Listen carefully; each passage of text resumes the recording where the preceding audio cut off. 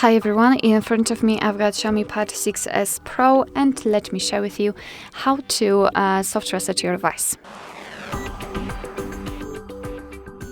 So the soft reset or force restart operation will be useful if for some reason your device stopped working properly and it does not respond to your touches.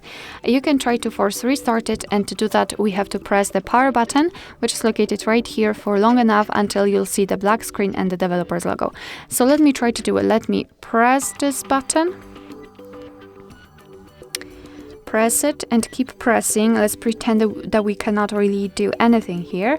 Let's keep pressing. We've got the black screen, which is a really good sign. Keep pressing. We've got the developer's logo also, which means that we can release the finger and our device will be turned on again, and it should work perfectly fine. Alright, so that will be all. Thank you so much for watching. I hope that this video was helpful, and if it was, please hit the subscribe button and leave the thumbs up.